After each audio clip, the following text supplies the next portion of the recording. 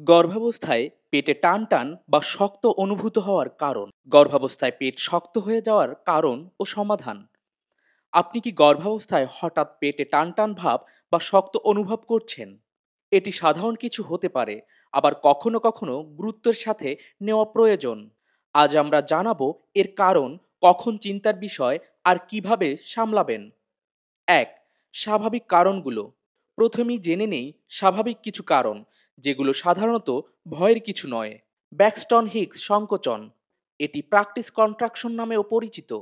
এটি মূলত জরায়ুর অনুশীলন সংকোচন বা প্রসবের জন্য প্রস্তুতি নেয়। সাধারণত এটি ব্যথাহীন হয় এবং বিশ্রাম নিলে কমে যায়। বাচ্চার নড়াচড়া বা অবস্থান পরিবর্তন, যখন আপনার বাচ্চা সজোরে লাথি মারে বা অবস্থান পরিবর্তন করে, তখন কিছুক্ষণের জন্য পেট শক্ত লাগতে পারে।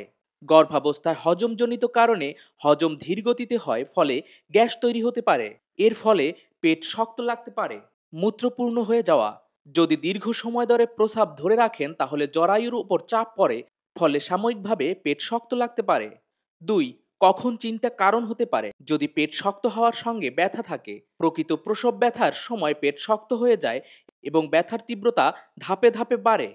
যদি পেট শক্ত হওয়ার সঙ্গে ব্যথা থাকে, এটি নিয়মিতভাবে হতে থাকলে দ্রুত চিকিৎসকের পরামর্শ নিন।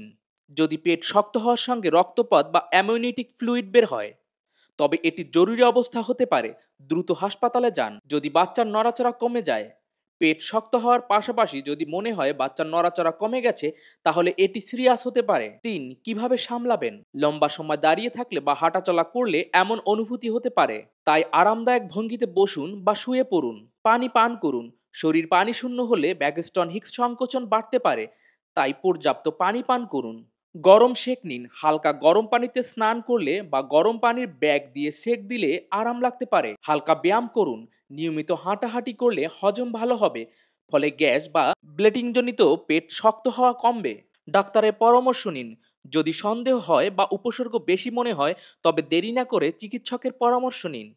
গর্ভাবস্থার যে কোনো সমস্যার চিকিৎসকের পরামর্শ নিতে ভুলবেন না।